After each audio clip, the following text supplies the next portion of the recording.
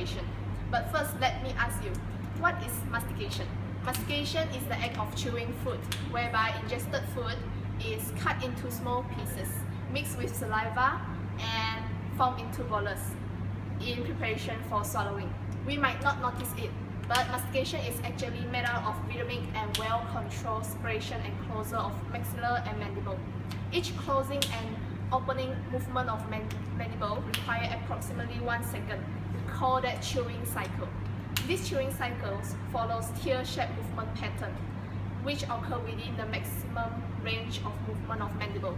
Chewing cycle can be separated into two phases, which is the closing and the opening phases.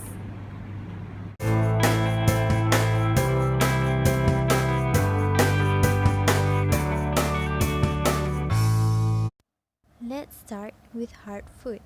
Well, in this case, we use almonds. When food first entered the mouth, the action of incising food by anterior teeth takes place. This causes the mandible to move forward. After has been incised, less forward movement is necessary, as the process of crushing of bolus is now concentrated on posterior teeth. This stage of mastication determines the anterior movement of the mandible. During opening phase, mandible drops down from ICP. The mastication of this type of food will cause the mandible to open in constant fast velocity.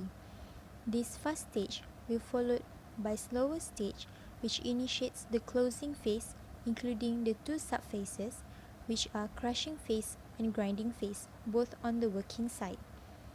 During closing phase, the mandible moves upward and outwards from open position, bringing teeth into initial contact with food. Look carefully at the mark located on the model's mandible. Notice that the mandible moves laterally from midline as closing movement begins. During crushing phase, vertical movements of mandible will crush most food and trap the bolus between teeth. Hard food is crushed and pierced between teeth without direct tooth-to-tooth contact, while during the grinding phase, mandibular teeth slide against maxillary teeth to shear and grind bolus.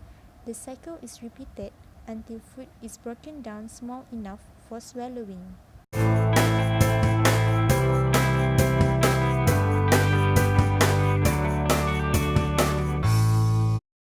Now, let us watch the movement of mandible while masticating soft food.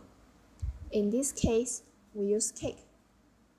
During mastication, the mandible is lowered with initial slower stage, followed by faster stage, different compared to that of almond just now. This is due to little resistance of jaw closure, specifically only for soft food. The movement of mandible at this time is almost the same as the previous one. For soft food, the contact occurs most frequently as the process of crushing and grinding takes place at higher velocity.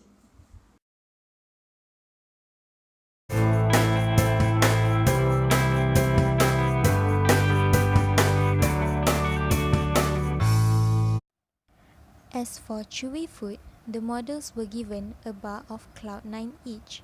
Supposedly, as the bolus is broken down, the frequency of tooth contact increases.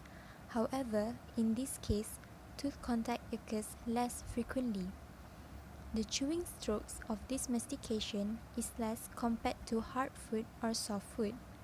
The chewing strokes created also even broader and wider. The chewy characteristic of this food causes the mandible to move upward and downward in constant slow velocity.